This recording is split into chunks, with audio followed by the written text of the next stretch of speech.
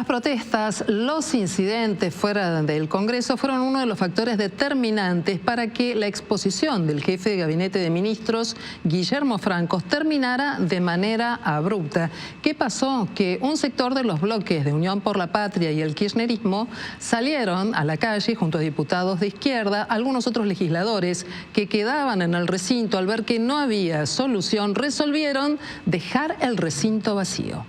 Lamento, señor diputado, que hayamos terminado o hayamos dejado inconclusa esta reunión. He puesto toda la voluntad para poder contestar las preguntas, incluso del principal bloque de la oposición. Y este era el momento exacto en el que Guillermo Francos anunciaba el final de la sesión, luego de que se profundizaran los incidentes en la marcha de jubilados. El informe de gestión se había interrumpido por un cuarto intermedio que los diputados de la oposición usaron en algunos casos para salir a acompañar la protesta. Pero luego, como te conté, unos quedaron en la calle y otros resolvieron no acompañar la disertación del jefe de gabinete. Y con casi la mitad de las bancas vacías, el funcionario dio por terminado este encuentro. Minutos antes había defendido la política previsional del gobierno y también el veto presidencial a la ley de movilidad jubilatoria. Esta gestión estableció aumentos mensuales según el índice de precios al consumidor, lo cual permitió una recuperación del poder de compra de los saberes jubilatorios de casi el 10% en lo que va del año y de casi el 6% con respecto a noviembre del 2023. La sanción del proyecto de ley que establece modificaciones al régimen de movilidad previsional no constituye un acto maduro y responsable. Se establecen gastos exorbitantes sin su correspondiente partida presupuestaria. Se trata de un gasto que por su efecto acumulativo se incrementaría año tras año, condenando al país a más emisión, deuda, inflación y pobreza.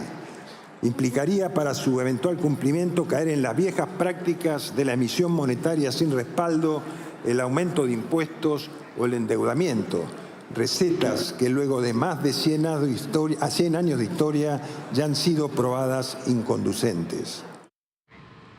Leandro, todos estos datos y este cuadro que ha marcado el jefe de gabinete tienen que ver con lo que ocurre realmente con las jubilaciones, con la forma en la cual, también dice Franco, las jubilaciones superan hasta en un 9 y un poco más arriba todavía al crecimiento de la inflación, ¿o hay que hacer una lectura diferente?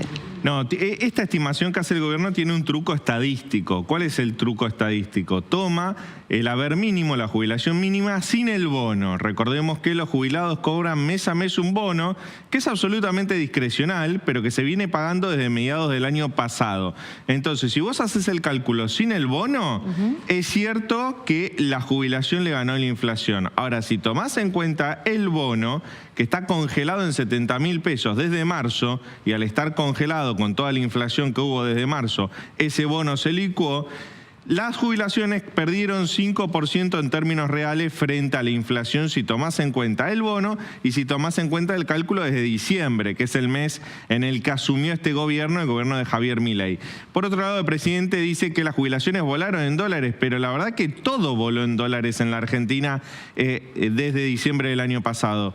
La carne voló en dólares, es más cara en dólares, las tarifas son más caras en dólares, el transporte es más caro en dólares, los alquileres son más caros en dólares. Entonces el cálculo que hay que hacer es la jubilación en términos de poder adquisitivo, y lo cierto es que si tomamos lo que cobran de bolsillo, es decir, el mínimo más el bono, los jubilados perdieron un 5% desde diciembre hasta julio de este año. Por otro lado, el gobierno viene sosteniendo que no va a devaluar, lo dice contra la tesis del mercado. El mercado dice es necesaria una devaluación, lo dice el propio Cavallo. El gobierno dice no vamos a devaluar, por el contrario vamos a lograr que baje la inflación hasta el ritmo de devaluación del tipo de cambio oficial, el famoso crawling peg, 2% por mes, mes vamos a lograr que la inflación baje hasta esa meta y luego la inflación va a seguir subiendo menos que ese 2%. Es decir, vamos a lograr que en algún momento la inflación llegue a cero. Escuchemos las palabras de Guillermo Francos. La expectativa para los meses que restan del año es una compresión de la brecha cambiaria, una baja de la tasa de inflación que se espera converja por debajo de la tasa de devaluación del crawling peg del 2%. La convergencia nominal contribuirá a que desaparezca la expectativa de devaluación en el tipo de cambio oficial. De paso, el gobierno no está pensando en ninguna devaluación por encima de la establecida en el crawling peg. Y de esta forma se espera que los bonos soberanos suban, el riesgo país baje y mejoren las condiciones de acceso al mercado voluntario de crédito internacional y motorizar el proceso de reactivación económica. Respecto a la dolarización, la destrucción del Banco Central, pregunta si era un discurso de campaña o si lo vamos a intentar de verdad. Lo vamos a intentar de verdad. Solamente hay que contemplar las restricciones financieras que existen en este momento. Y que seguramente la situación futura irá diciendo cuándo va a existir la convergencia, cuándo se va a poder terminar con el cepo, cuándo el crawling peg pueda disminuir. Todos estos son elementos que la realidad económica irá modificando para poder terminar con la dolarización que sea más adecuada al momento económico que se viva. El jefe de gabinete también se refirió al aumento de la pobreza. Textualmente dijo, los problemas de pobreza no se solucionan creando artificialmente dinero o deuda. De esta forma se refiere a que el gobierno recurra a la emisión cero y que tampoco está accediendo a refinanciar deuda en los mercados internacionales. Pero ¿qué está pasando con la pobreza? La pobreza aumentó. Hoy conocimos el dato del Observatorio de Deuda Social de la UCA que indica que aumentó en este primer semestre al 52% la pobreza y 18% la indigencia. Estos son datos del primer semestre de este año que comparados con los datos del INDEC del año pasado, 2023, representan un aumento considerable porque en 2023 teníamos 41,7 de pobreza, 41,7 y 11,9 de indigencia. Es decir, hay un aumento notable en estos índices que lo que revelan es que cada vez más argentinos tienen dificultad para cubrir una canasta básica total en el caso de la pobreza y en el caso de la indigencia para pagar una canasta básica alimentaria. La canasta básica alimentaria es aquella que necesita un grupo familiar para consumir las calorías necesarias para sobrevivir de forma digna y saludable. Es decir, tenemos más de la mitad de la pobreza argentina que no pueden